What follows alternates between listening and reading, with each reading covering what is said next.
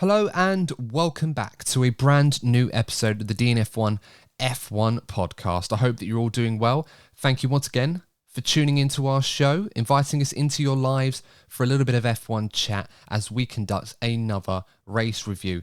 The podcast is available on all podcasting platforms. If you want to support us, you can give us a 5-star review. Please do. We'll be happy to give you a shout out on a future episode. It really does help us out a lot, guys. If you're listening and you want to help us out, that's how you do it.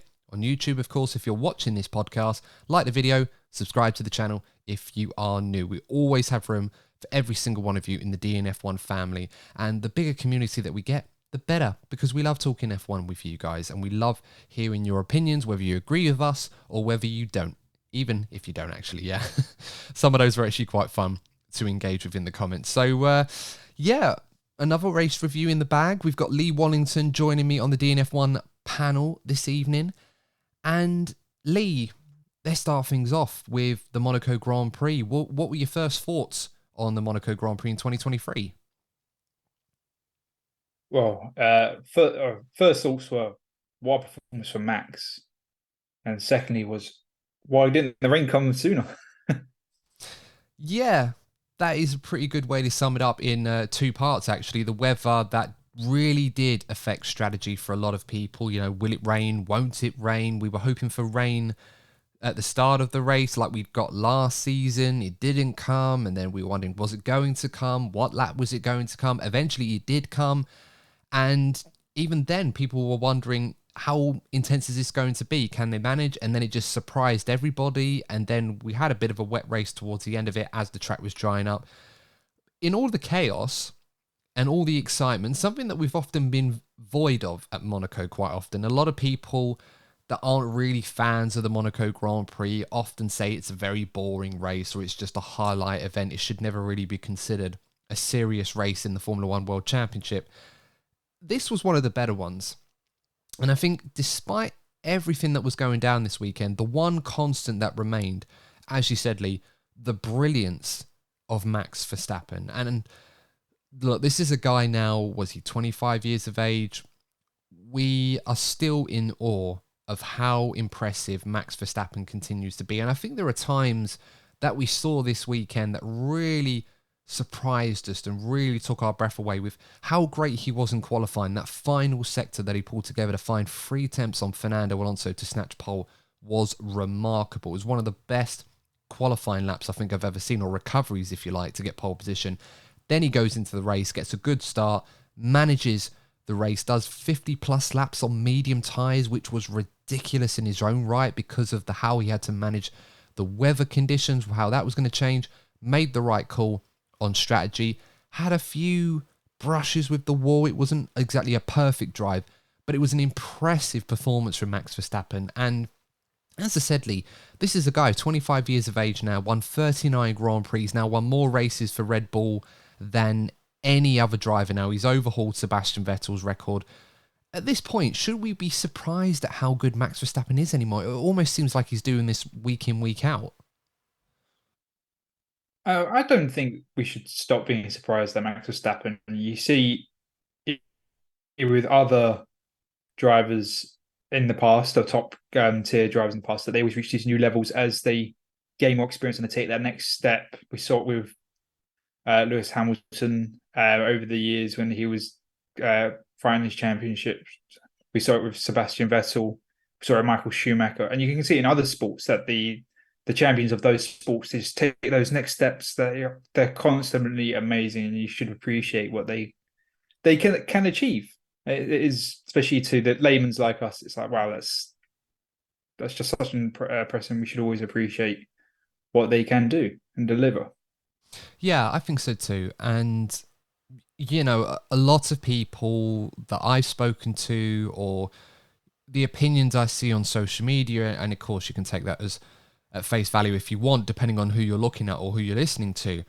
But I often feel Max Verstappen is not as appreciated, or some of the things that he is doing right now is given the credit that it deserves because of how dominant he is right now in this Red Bull. Now, of course, we can all sit there and see and see what he's doing and say, oh, well, he's got the car underneath him. Of course, he's going to be winning race after race and dominating F1 when he's driving a car that is so much better than everybody else's right now. But I do feel that there's a level of nuance that often gets misunderstood or completely omitted altogether. And I think we see moments that reminds us of how great a driver like Max Verstappen is at the moment when he pulls out that final sector in qualifying that he did yesterday on Saturday. The way he handled this race today, as I said, it wasn't a perfect drive. There was obviously a lot of pressure and expectation on him to deliver. Sometimes that can affect even the best drivers. And the way the race panned out was far from ideal of what Red Bull and Max Verstappen would have wanted in a drive today. But they handled every moment of adversity incredibly well, to the point where he won the race by half a minute almost, and everyone was like, that's what Max Verstappen does right now. And I think it's that element of it that we need to start. If you're not a Max Verstappen fan, that's absolutely fine, and I'm not a Max Verstappen fan. I think many people that listen to this show know I'm not. But I think there are moments where you have to look at what he's doing right now and just sit there and think, you know what? He might have the best car, but and some people may not agree with this, but this is the best Formula One driver in the world right now, and he's showing why that is the case. Oh yeah, definitely showing it's the case in that. I think as you already mentioned earlier, that qualifying lap, it's not one of those nearly has been laps that was the other year where it was a perfect 2/3 of a lap. Max was down after the first two sectors, and it was that last sector that he brought it all out, and that's just sheer talent. Yes, the car has got the speed, but that talent and what he delivered in that final sector alone, and doing it over a race distance, it is impressive. We really should be able to appreciate what he's done. Yeah, I mean, modern F1, I think we can forgive modern F1 for almost taking away that facet of the sport where we really appreciate the all-time greats and the top drivers in the sport and just realize how great they are compared to other drivers that are competing against them on a regular basis who are all very, very good. But there's a difference between those that are good and those that are great. And I think from what we've seen this weekend and what we've seen in recent times, we've seen demonstrations and examples as to why Max Verstappen is a great driver. And there are only a few drivers right now that exist in the world of Formula One that can live with him in similar machinery. And unfortunately, we don't get to see that, but it's right there. So I wanted to get that out because, as I said, 39 wins for Red Bull, 2,000 laps led in his career. He's only 25 years of age. The 200th victory for a driver driving car number one, which, given there's been over 1,000 races in F1, it's not surprising a stat to hear, but it's still very, very impressive. It all came together for Max Verstappen this weekend. He played a huge part in all of that and now has a 39-point lead in the Drivers' Championship over his teammate Sergio Perez. It does feel right now, Lee, that despite the fact many people looking at this situation and thinking, oh, here we go, Max is winning again, no one's going to stop him, it very much feels like it's only a matter of time before Max Verstappen is a three-time world champion, and perhaps the biggest estimate that we can make this season or hypothesis is which race is he going to seal that third title? It does feel very much inevitable after this weekend in regards to the championship. We could always, regarding when he becomes out, we can always touch on it in another episode about our prediction for when he gets crowned, and that's always that'd be an interesting one. We could always come up with the three of us when Courtney's on and come prediction and see who's closest. That's yeah. I bet he'd love to be asked that, wouldn't he? He'd love to answer that question. When is Max going to win the world championship? But we can make a game out of that. We need to move over, of course, to the other side of the garage, and this kind of segues us into a new segment, Lee. We've had Courtney's rant, and Courtney's not able to join us this weekend, unfortunately, to give us his rant for this race. He's having some technical problems. That's why he wasn't able to join us this evening. But we have another section that I wanted to dedicate to you for this show to freshen things up a bit. And forgive me if I'm wrong with the name. Is it Lee Sympathy Lane? Is that right? Pit Lane. Sympathy Pit Lane. Sympathy Pit Lane. So Lee, for the benefit of our listening and viewing audience that are new to this segment, who is going to be the first inductee into your sympathy pit lane this weekend? Well, the first inductee to the pit lane is Sergio Perez. And why is Perez in your sympathy pit lane this weekend? Sergio Perez is in the sympathy pit lane this weekend because it's obviously every driver believes they are the best. They have to. That's how they go around and do their job. They have to believe they're better than everyone else. It may seem arrogant to some, but that's what they have to do to get to where they are at the pinnacle of motorsport. This season, having the car that Red Bull have, Sergio Perez has very much, until recently, been in the title fight, give or take a race win or two. He had his slip up in Melbourne, and obviously the press has been going, "Oh, can Sergio take it to Max? Can Sergio make it an interesting season? Can Sergio elevate that next level? Can Sergio emulate Nico Rosberg and beat the master driver, so to speak, or the number one driver, not the master driver, in the team?" And this is the weekend where it comes crashing down, and Sergio hits effectively rock bottom, crashes out in qualifying, starts last, has contact in the race, has multiple pit stops. It's just a messy race. It doesn't score any points, and now the gap is 39 points, and that's it. Sergio is a great driver, but if he believes he can outscore Max over 39 points, the thing is very unlikely, and it's a sympathy that his championship bid only lasted 6 races. It's open. You have to feel sorry to be Max's teammate right now. Yeah, it's a very hard task indeed. And, you know, Sergio Perez will obviously still have all the confidence in the world that he can still have an impact on this championship battle. And of course, you know, we can't write him off just yet. But given the way that Max Verstappen has emphatically responded following what went down at the Azerbaijan Grand Prix, I think it's fair to say right now that it's going to take some doing for Sergio Perez to raise his game and expect Max's game to drop somewhat in order to get himself back in this championship fight. Now, we saw last season the gap between Max and Charles Leclerc was significantly higher at one point in the season, which Max was able to overhaul.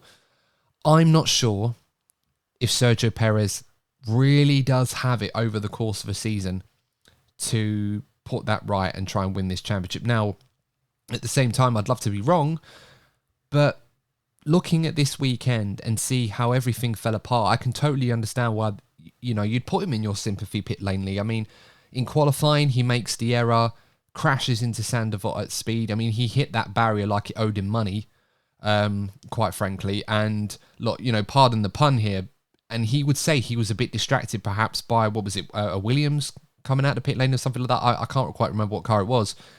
But starting from the back of the grid, the way that the weekend unfolded for him, you'd have expected how things had gone down. This would have been a slam dunk P2 for him. And the scary thought is that despite being the king of the streets, or he's going to be winning on those kind of circuits, and this is one you'd have expected him to do well on, given that nature, Max Verstappen, his teammate, has finished in the top 2 in every race this season. It's that level of consistency that Perez right now is lacking. And for as long as that continues, he's never going to beat his teammate in equal machinery over the course of the season and win a world championship by extension.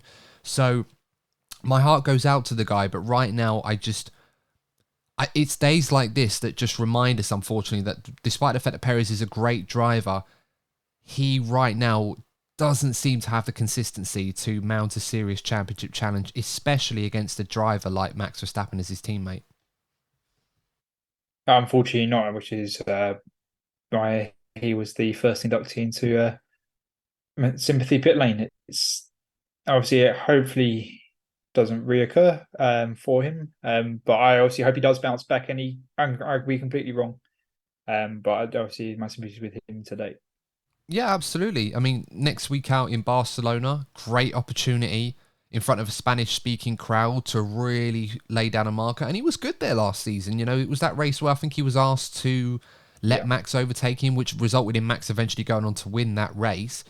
Who's to say that Checo couldn't have won that race himself? And if he puts together a similar showing next weekend, maybe he can lay down a marker. But at this point in time, the momentum is very much with Max at this point in time. And unless something dramatic happens, I can't really see that changing for this point onwards. So we'll have to wait and see.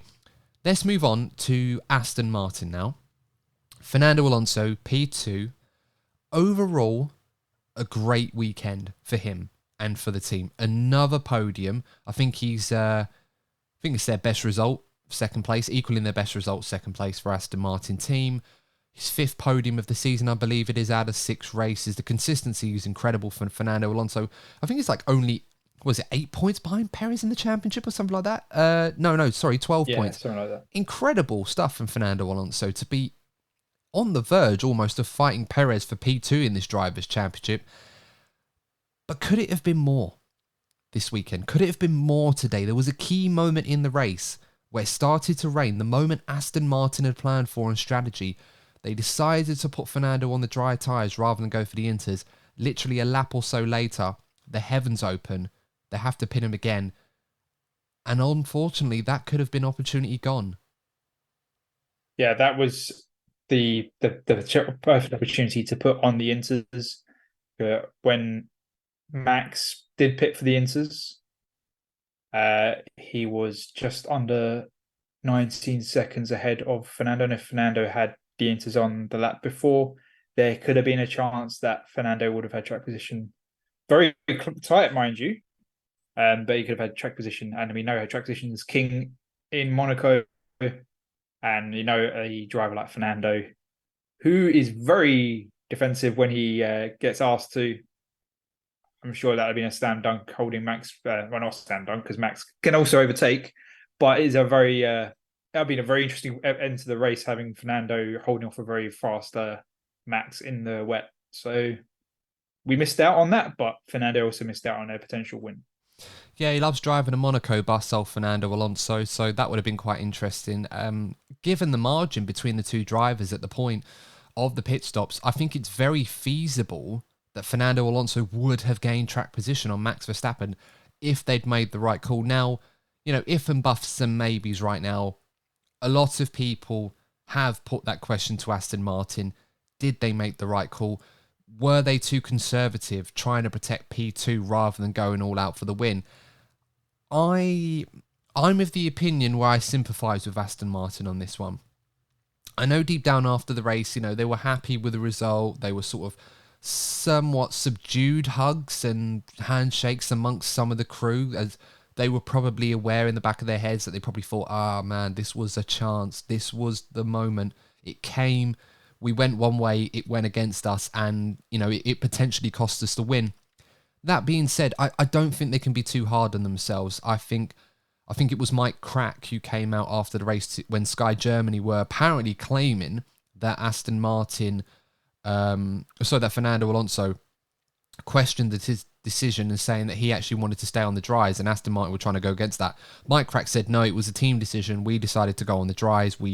Fernando questioned it, whether or not it was the right idea, but we decided to stay on the dry tyres. I just feel that there was a lot more at stake to lose than there was to win at this point. Now, I know some people will hear that and think, oh, well, what are you saying, Ad? Like, Aston Martin threw away an opportunity to win a Grand Prix. Possibly.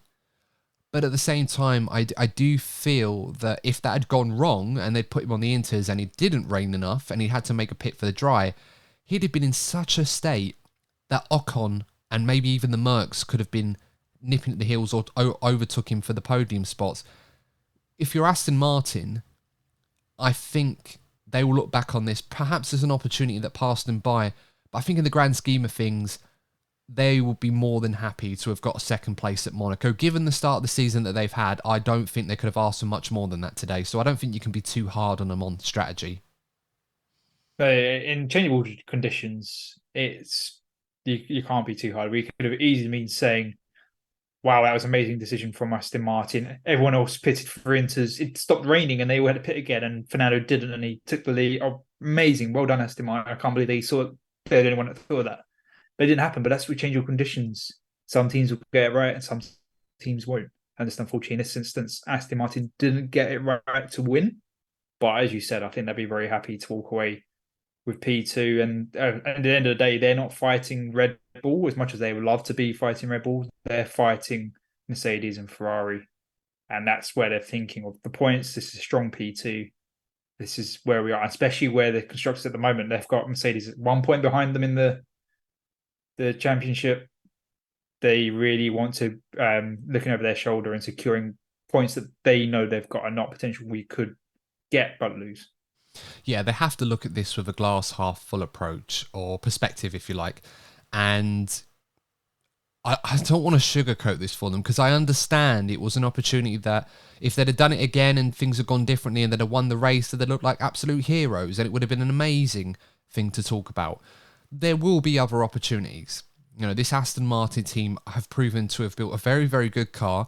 If they can develop this car as well as we hope they can, and Fernando Alonso continues to do what he's doing right now, and I'm not going to lie, Lee, I'm absolutely loving the fact that Fernando Alonso on an F1 podium is now a regular thing again. You know, it does feel inevitable that he's going to win a race at some point, whether it be this season or next season, we don't know. They can't be too hard on themselves. They just have to take the lessons. Give them credit where credit is due. Red Bull made the right call today, but they made the right call with a 20-second buffer. You know, they had room. If things had gone wrong for Max, they did have some wiggle room here. Aston Martin literally had to make a throw of the dice, which is appropriate for Monaco, being the city full of casinos, etc., that gambling environment. It was appropriate for it. You know, they went one way, it didn't work out for them, but they didn't lose anything. And Martin Brundle made this point as well, and some people on social media were saying, oh, they're attacking him, saying, oh, of course he's lost something. He's lost a chance to win. I'm like, well, that's not what Martin meant. You know, they finished P2 after making the wrong decision. They lost practically nothing, quite frankly. So, yeah, I think you never know with F1, but I don't think Aston Martin can be too downbeat about today. I think they should be very happy. On one side of the garage, one point I did want to bring up to you, Lee, that you made earlier about Mercedes being a point off them in the Constructors' Championship. This is the concern for Aston Martin, because they consolidated the result with Alonso today. But what about Lance Stroll? Now, Lance Stroll, as a driver, is much more capable of doing bigger and better things with this car than he's currently showing. I know the guy's still probably recovering a little bit from the injury, and that may have impacted him a little bit. But we're seeing too often now, especially at street circuits, where he is underperforming in qualifying. He's making mistakes. He's getting involved in crashes and incidents. Today, he ended up retiring the car as a result of going through the walls, so the car has to be robust. But Aston Martin need both their guys to be scoring big points to stay ahead of the likes of Mercedes and maybe even Ferrari in this Constructors' Championship. Right now, it's very much spearheaded by Fernando Alonso. What on earth do Aston Martin do about Lance Stroll? Because this isn't just any second driver or other driver. This is the boss's son. So it's not like you can pressure him with incentives to try and keep his seat to perform better. You can't really do that with Lance Stroll. So what on earth do Aston Martin do? Well, I'm sure Fernando was going around today going, oh, tell Lance to stop hitting the wall. Tell Lance to stop. Don't use front wing. Tell Lance to stop doing this. You know, Fernando likes to multitask while he's driving and coach Lance. But yeah, that's jokes aside. I really do seem lost in what they can do. Obviously, they can't threaten him regarding he needs to pick up the performance like we mentioned. That apparently Marco friend Nick de Vries the amount of race limits before he's out the seat. That will never happen. It's very unlikely Lawrence won't send Lance to his bedroom if he doesn't deliver because he's grounded. That's not going to happen. No pocket money for you this week, Lance. You have to cut the grass like the other kids. Yeah, that's very unlikely to happen. So it's more about coaching, and I think that's very much where Fernando comes in again, coaching Lance and developing him into what Lawrence and Lance both see that he's a championship winning driver. And they need to nurture him and develop him. And races like today doesn't do his reputation very well. We've seen Lance do brilliance, especially in qualifying. He goes wonder laps, and he's like, "Where's that come from?" But today's like races like today, he's like, "Why are you even driving in Formula One? This is such a messy race." And I lost count of how many times he made contact with stuff on the circuit or other drivers, or going off. It's just he's a puzzle, and I'm sure the team think of a bit of a puzzle, unfortunately. Yeah, it was like there was a bit of a fight going on between him and Kevin Magnussen in the Haas today. I mean, I was saying earlier in the group chat, Lee, that for those people that were watching the race on Sky F1 and they had that option on the red button to follow a specific driver's onboard throughout the whole race, if you were watching Lance Stroll or Kevin Magnussen, you'd have thought this was one of the most fun and entertaining Monaco Grand Prix ever. Like, there was always something going on between the two of them, and I think it just sums it up right now. There is obviously some frustration with Lance Stroll. He's obviously not happy about the performances that he's putting in right now. We know he's a better driver than he's showing, but when you've got the four teams fighting out at the front in the Red Bulls, Mercedes, Aston Martin and Ferrari in no particular order, three of those teams have both their guys fighting in the upper echelons week in, week out. You might get the odd race where one of them's having to recover positions, and some more than others in that regard, like Perez, for example. But Lance Stroll is always seemingly on the back foot at the moment, with the exception of what we saw in Bahrain and the early stages in Jeddah where he had the reliability issue. After that, it's basically Fernando Alonso on his own. And he's doing a phenomenal job right now. But at the same time, Lance has got to up his game. And I'm sure he's more than good enough to try and figure out how to do that. But at what point do Aston Martin, and in particular Lawrence Stroll, the boss here, starts getting involved and saying, look, Lance, you've got to pick up your game. At some point, I don't know if this is likely, maybe a hard decision will have to be made on this going forward. But Aston Martin have a real chance of finishing P2 in the Constructors' Championship. And if they're not able to get their second driver to really contribute some big points to this, they're going to miss out. Yeah, they're going to miss out, and especially as we know Mercedes up all their upgrades this weekend. Obviously, Aston Martin will bring their own upgrades, but Ferrari bring their upgrades next weekend out in Spain. They could easily find themselves having those two teams being closer on performance, and Stroll could be in between, forming a sandwich between Fernando and Mercedes and Ferrari, and that's it. That's the Constructors' Championship gone. And just Lawrence will not be pleased with that because obviously he wants the team to be fighting for championships, and this, securing P2 would be on the step to being number one. But yeah, something needs to change. But if it's the change that we would like to see, probably not. No, but we'll have to wait and see how that goes. Plenty of time to turn it around, but they really need to find something and something quick for Lance Stroll. Let's talk about Alpine. What a day for them. I mean, this was a team, Lee, a few weeks ago where their CEO, Lauren Rossi, was completely slating them to the nth degree, saying that they're not taking advantage of the performance that they have. They're under-delivering. They're not producing the results that we know that they're capable of in terms of the whole team, not just the drivers by extension. I am pretty certain today is going to be much more of a reflection of what Lauren Rossi was hoping for. Esteban Ocon was brilliant today. Brilliant this weekend, actually. Pierre Gasly was also very, very good. Big points for Alpine. And Esti Besti definitely in the groove this weekend. Yeah, he's been on it all weekend. Obviously feeling very at home in Monaco, and this is what the three of us have been talking about from Alpine. We think they're the best, but they just haven't delivered. And in that sense, being publicly spoken about, where Rossi was talking about the other week, were probably maybe not the best for him, but Alpine definitely stepped up and delivered.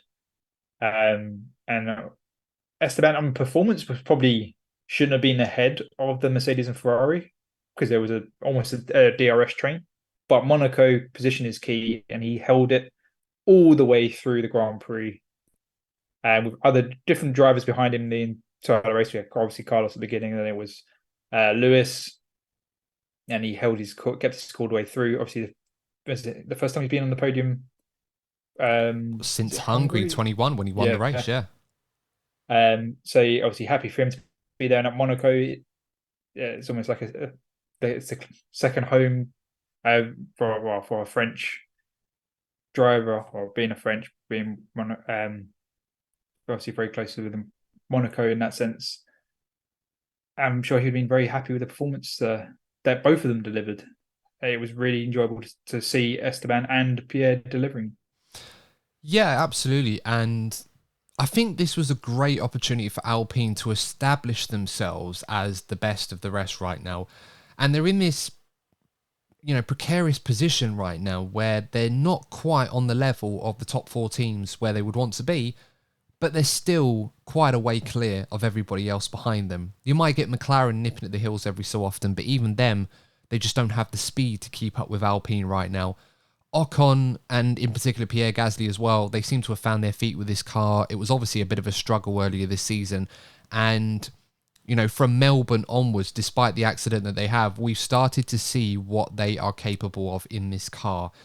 And, that's a good thing for Alpine. And I think despite the fact that Laurent Rossi has pretty much read the riot act, in my opinion, quite, foolishly, towards his own team to try and help himself in this regard, or save himself rather than help them.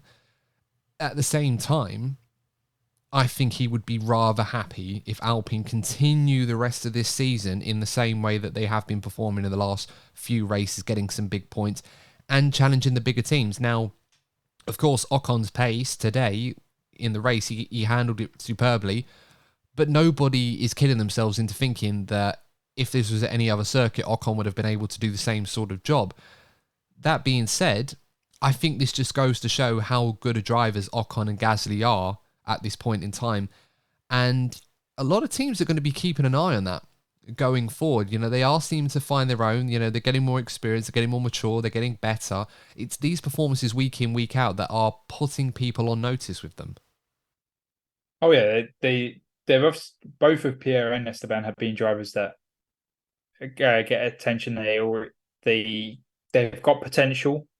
Pierre's obviously recovered from his Red Bull fiasco from being in the top team and that not working out and being demoted.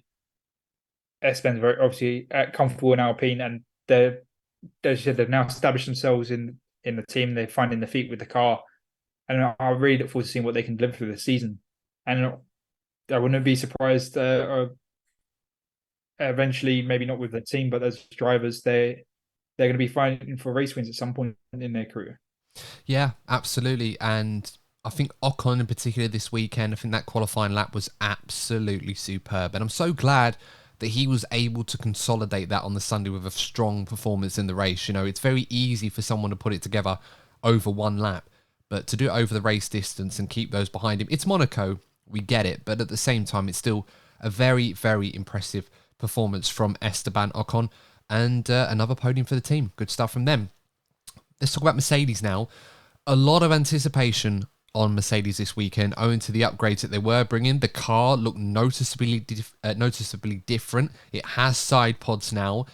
That being said, I don't think many people that had a technical, broad understanding of how Formula One aerodynamics work were expecting Mercedes to all of a sudden be the best of the rest behind Red Bull or even challenging them. But overall, I think they'll be pretty happy with that performance they put in this weekend. The pace, clearly, in my opinion, they look like they had the fourth fastest car this weekend. That being said, once again, Sir Lewis Hamilton and George Russell, and I think better than any driver pairing right now in Formula One, are continuously optimizing the results that they get from the performance. And as I said, fourth fastest car, you finish P4 and P5 quite comfortably, actually. All I can say to that is, great stuff from the drivers, and the strategy was excellent from the team. Yeah, it just shows you Mercedes at the moment that we've criticised them in the past with their strategy a bit last season, but they seem to be on top of their strategy course. Obviously, we know they've got two incredible drivers. The car is lacking, but all the ingredients of the top bin championship contending team is still there. Obviously, they haven't lost it all in a couple of years, but well, it's a really impressive race result compared to where obviously a few positions in Monaco, especially that sharp end of the grid. It's a very hard and how close performance has been to get that, but the Ferrari did himself implode with their weather came along, which did help Mercedes in that regard. But I think they would have very happy taken the results they got today if you told them on Friday they would be finishing fourth and fifth. I think they can walk away with that. Obviously, no, it didn't get any further damage to the car apart from through practice. So they've got some data. They can obviously now go to Spain and so to Catalonia, and I understand their upgrades, and you see probably a better potential of what they've actually delivered this weekend. Yeah, let's hope so for their sake, because a lot of people, myself included, were very surprised to see Mercedes decide to bring their upgrades to Monaco. I'm sure they would have learned a great deal, even though it was on a circuit like Monaco, especially the way that the race panned out for them. And it's a lot of information that they'll be able to take with them to the Spanish Grand Prix next weekend, where I think we'll get a much better indication and insight as to how effective these upgrades are. Again, I think we need to stress we're not expecting Mercedes to suddenly become the best team behind Red Bull. Um, you know, Mercedes may not even move out from having the fourth fastest car in qualifying and arguably the third fastest car in race trim if you put them ahead of Ferrari in that regard. I don't think many of us are expecting that to change, but it will be very important and very significant to determine at Barcelona next weekend how effective these upgrades are in terms of their development path going forward. And, George Russell, Sir Lewis Hamilton, if they continue to put in performances like they are and continuously progress, things will get better for Mercedes much sooner than some of us may have early anticipated. Yeah, well, we know that Lewis and George will deliver the best they can. They are very capable drivers, very similar levels of performance. There's not a teammate disparity as in some other teams on the grid. Um, so that's going to be pushing the team forward. We know that Lewis knows how to set up a car, develop a car. George obviously has some experience with that, but not to the extent that Lewis does. And I'm sure the feedback, if the Mercedes listen to them, that as Lewis has obviously highlighted at the beginning of the season that he wasn't listened to, which I presume they now are. But I'm sure they will be developing that car quite strongly throughout the season. Yeah, absolutely. There was a lot of talk regarding Sir Lewis Hamilton's future in the build up to this Monaco Grand Prix. Ferrari were rumoured to have made an approach. That apparently has been rubbished by not only Sir Lewis Hamilton himself, but even Ferrari. Fred Vasseur said they hadn't made an approach for Hamilton in particular. Charles Leclerc was teasing with the rumours, and they asked him what he was looking for in a teammate. Turned over to Lewis and smiled at him and just have a bit of fun at our expense. But of course, right now it does seem that talks between Hamilton and Mercedes are at a very good stage, and by the looks of it, a short-term contract for the next couple of years looks almost all but confirmed at this point, just waiting for that official confirmation to happen. Yeah, it's a 2 or 3 year contract just being talked about from Yeah. what. I mean, it's a good thing too. I think it makes sense on both parties to continue this relationship. I can't really think of where else Hamilton would want to go or even where he No. should go, to be honest. What's going to be interesting going forward is this team dynamic between him and Russell. And I know some people won't appreciate me talking about this, and I'll keep hammering on because I think it is relevant. We saw Russell today, or we heard Russell today on the radio channels asking Mercedes to swap the cars so that Russell could be protected from Leclerc from the 5-second penalty that he'd occurred earlier on in the race for his dangerous rejoin of the circuit, which caused an incident between him and Perez. And Mercedes looked at that and said, no, we're not going to do that. But the fact that Russell has been asking this question, to me, that does raise an element that Russell is expecting the team to facilitate those requests that he may have. Now, I'm not suggesting here Russell thinks he's the number one at Mercedes, but at the same time, the fact that he's even asking the question, saying, look, Hamilton's not going to get past Ocon here. Let me have a go at him and I'll swap it back if I can't stay, or I won't go more than 5 seconds ahead of him. It's just that element alone that, to me, it has the potential to grow into something not necessarily toxic or tense, but it is going to create a scenario here where Mercedes are going to have to manage two drivers that want to be the number one. And you've got on the one hand George Russell, who is the future of the team at this point in time, and you've got the old guard in Hamilton, who is very much earned his reputation of being the lead driver in a team like Mercedes right now. Yeah, there obviously Mercedes have the experience of handling two drivers that want to be number one. Obviously, as long as they don't handle it like that, so they know not what to do. But I don't think it's going to be anywhere near toxic yet. If they go into a championship fight, then obviously they has very much the potential to go that way. Obviously George is trying to save his own skin, but he's also trying to sell it as he was thinking the bigger picture and thinking of the team to maximize their points. But as Yeah. the team already highlighted, he was already ahead 5 seconds, and the gap was getting bigger. So there was no incentive for Mercedes to approach Lewis in that regard. Yeah. And even then, if you're Mercedes, you probably think, even if he wasn't protected by that amount, I don't know how much they would have given Hamilton the hurry up. It would have been interesting to see how that would have been handled if Leclerc was within 5 seconds of Russell. But as you mentioned, Lee, that wasn't really a relevant factor. Leclerc was nowhere near Russell, so he was very much protected already, so they didn't need to make that decision. But it would have been interesting to see how that would have gone down. Let's talk about Ferrari, of course. We've sort of not hesitated. We've sort of lingered towards them. We praised Mercedes this weekend for optimizing the absolute maximum that they could have got out of this weekend with what they had available to them. Ferrari very much the other way, and this feels like a recurring theme this weekend with Ferrari throughout the season, where it's just clumsy, whether it be the driver's mistakes, the team's mistakes on strategy.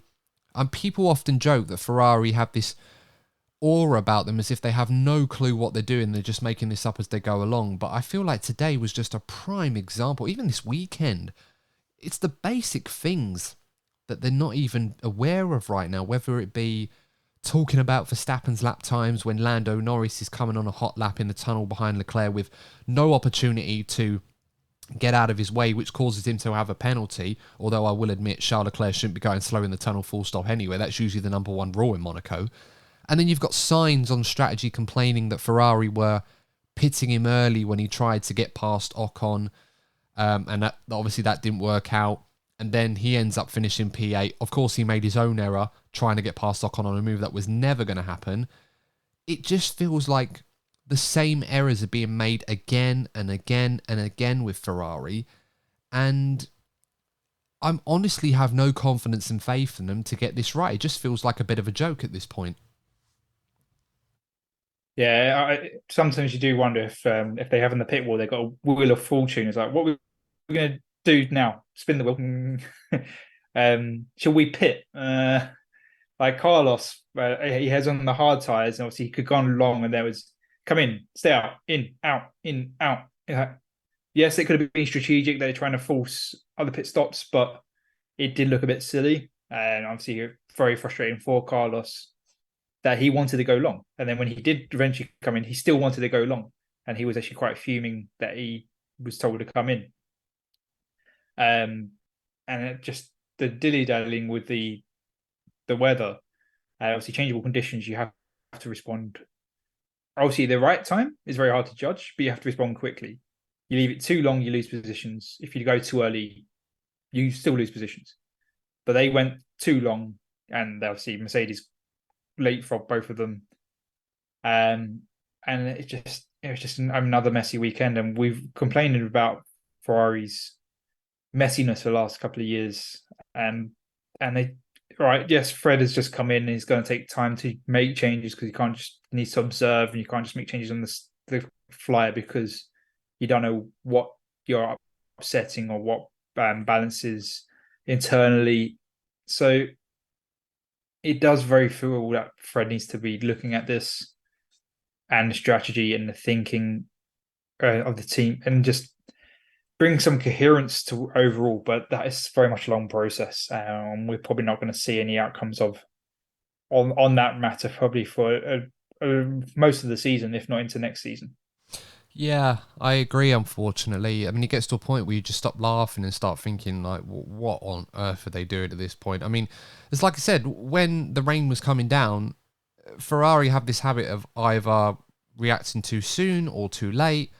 Then you had the drivers battling on track because they wanted, to pit first so they wouldn't be hindered by the fact they were double stacking. And I honestly don't know. It's annoying as a Ferrari fan because you want to talk them up and you want to say, look, they'll get it right. It's Ferrari. They will get this right. But honestly, I don't know how other Ferrari fans feel right now, but I just absolutely have no faith in them whatsoever. And that the only saving grace that they seem to have right now is that they are able to produce a fairly decent car, not necessarily a world championship winning car at the moment.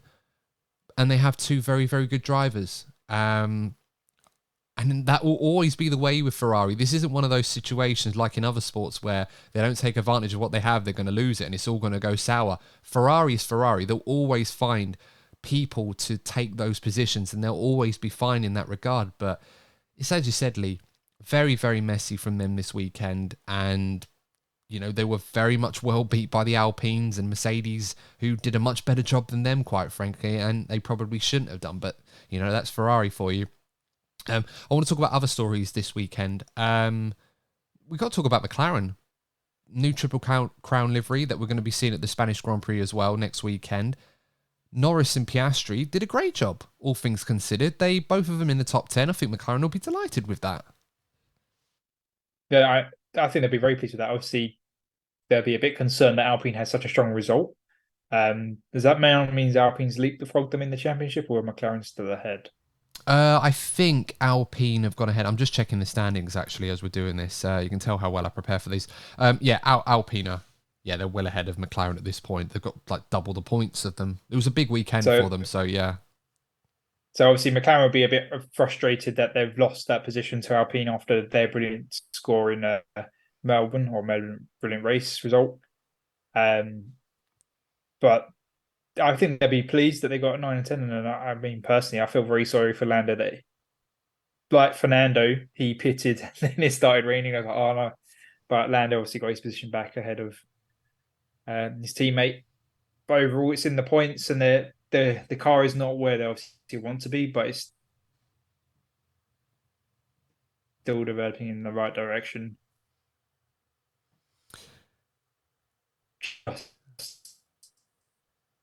There, you could probably say that the sixth, which is been the season, but it's still a long way off where they want to be.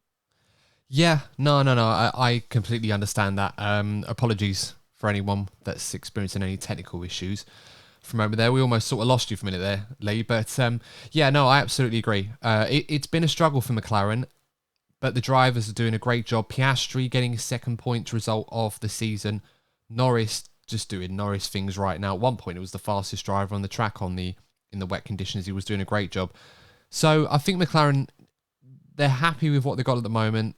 It is a bit of a rebuild going on. So I think they're just going to have to be patient, but good stuff from them. I did want to talk about Monaco in general briefly before we sign off.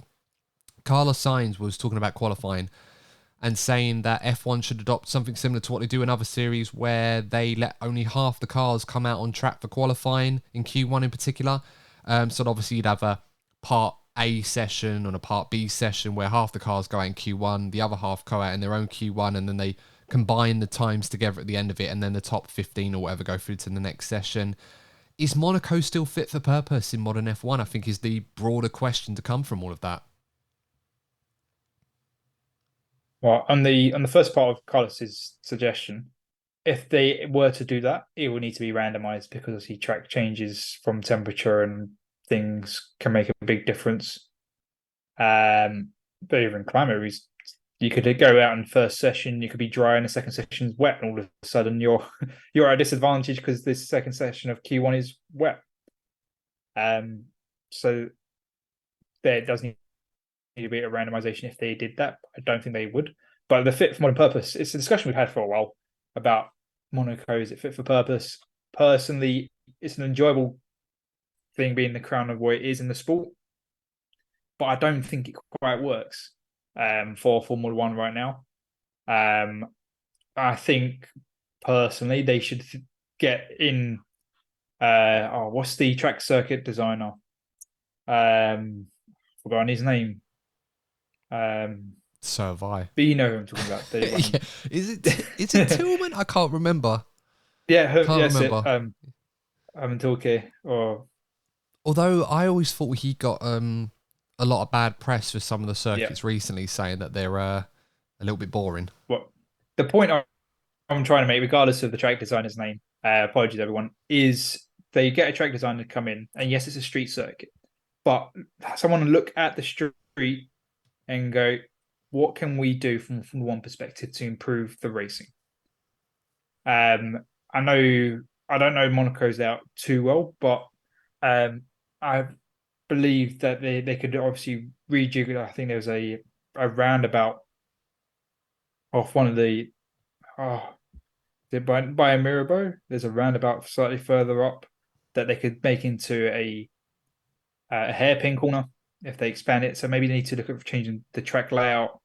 Potentially, I know it's not very easy to widen roads, but look at widen roads. And I know that Monaco is going to do a land reclamation project, so maybe you do some redesign of the road network down into land reclamation in a few years when that comes up. That you've actually got a wider part of track for improving overtaking. But I feel there needs to be some reviewing of the circuit to improve racing. But that's very unlikely to happen. It's a city after all. Yeah, that is true. It's always the age-old question with Monaco is how do we improve or how do we fix the Monaco Grand Prix to make it more entertaining? I think it's just one of those things in Formula One that I just don't really see a plausible answer. I think the only way you could make Monaco more interesting realistically is making the cars smaller. You know, make it a little bit more easy to overtake than it currently is, which is practically nigh impossible. I mean, we did get quite a few overtakes today, although that came mostly at the expense of Logan Sargent, who, if I'm brutally honest, I think he got absolutely spooked by Kevin Magnussen, and then he was being mugged left, right and centre by other cars who were doing the same thing because they knew he was going to pull out, so they just completely commit to an overtake, knowing that if he turns in, their race is ruined, and he just didn't do that. So, you know, I feel sorry for Logan Sargent, and it's a rough experience, but that's the brutal nature of Formula One. So, you know, unless the cars are going to be smaller going forward, which, as I said, I doubt that's going to be the case, I can't really see how you can fix the Monaco race. I think it's just one of those, Lee, where if Monaco continues to be on the F1 calendar, and there are a lot of people, myself included, would like that to be the case, I think it's just one of those races where fans who are expecting an exciting race are just going to have to live with the fact that it's very, very likely that it's going to be more of a procession, and it's more about the glitz and the glam and the cars racing on narrow streets and qualifying being the highlight, as it was this weekend. You know, qualifying was brilliant. Of course it is. It's Monaco. I think people are just going to have to live with that reality, unfortunately, unless something dramatic happens in the future.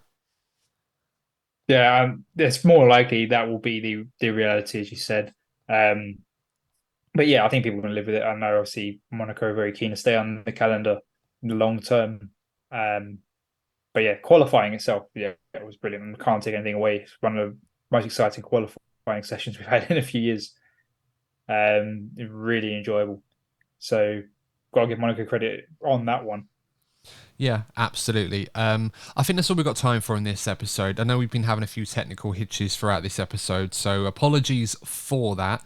In the meantime, normal service will be resumed for the next episode when we preview the Spanish Grand Prix. But of course, guys, if you have enjoyed the episode, make sure to like the video, subscribe to the channel if you follow us on YouTube. Follow us on your favourite pod platform. Please leave us a 5-star review. It really, really helps us out, and doing something as little as leaving us a 5-star review means the world to us. So please help us out if you can. But until next time, guys, thank you so much for tuning in. Please stay safe, and we will see you in the next episode of the DNF1 F1 podcast. And remember, as always, if you're not first, you're probably DNF1. Take care. Goodbye. Recording stopped.